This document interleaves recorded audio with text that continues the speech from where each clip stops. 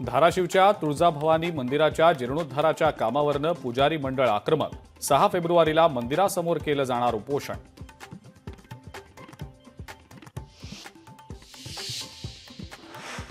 शक्तीपीठ महामार्गाच्या विरोधात सांगली शहरामध्ये पुकारण्यात आला एल्गार।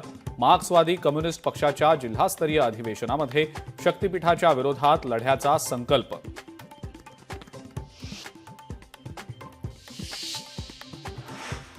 पिंपरी चिंचवडचं अग्निशमन दल आता आणखी सक्षम होणार। पालिकेच्या अग्निशमन दलाच्या 150 फायरमन लवकरच रुजू होणार।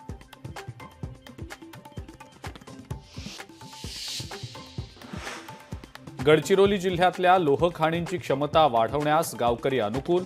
लोहखाणींमुळे रोजगार वाढून विकासाला चालना मिळण्याची गावकऱ्यांची प्रतिक्रिया।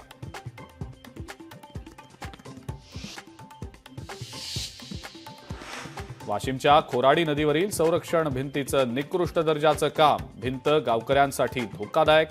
प्रकरणाची चौकशी करून दोषींवर कठोर कारवाईची गावकऱ्यांची मागणी।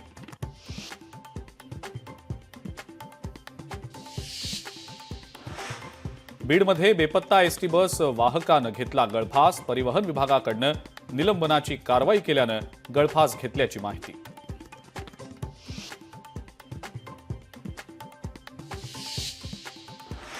सांगली पोलिसांनी विटा इथं कारवाई करत एमडी ड्रग्सच्या कारखान्याचा केला पर्दाफाश। जवळपास 30 कोटींचं एमडी ड्रग्स जप्त, तिघांना अटक।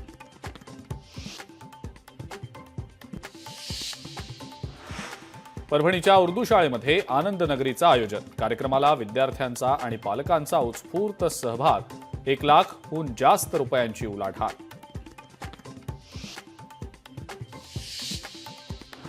पैठणमधील संत ज्ञानेश्वर उद्यान 10 वर्षांनंतर पर्यटकांसाठी झालं खुलं। 30 रुपये तिकीट दर असल्यानं उद्यानातील ॲडव्हेंचर पार्कचा पर्यटकांनी घेतला आनंद।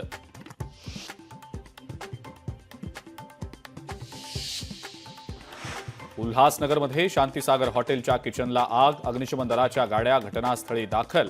आगीचं कारण अस्पष्ट।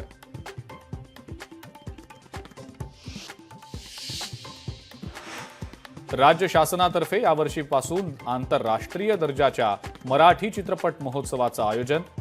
सांस्कृतिक कार्यमंत्री आशिष शेलार यांची घोषणा।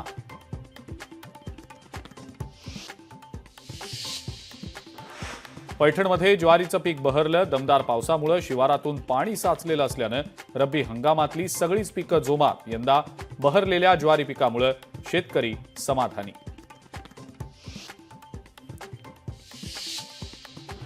पंढरपूरच्या माघी यात्रेसाठी मंदिर समिती सज्ज। यात्रेच्या निमित्तानं विठुरायाच्या दर्शनासाठी येणाऱ्या भाविकांना दर्शन रांगेत चहा, पाणी आणि फराळाची सोय।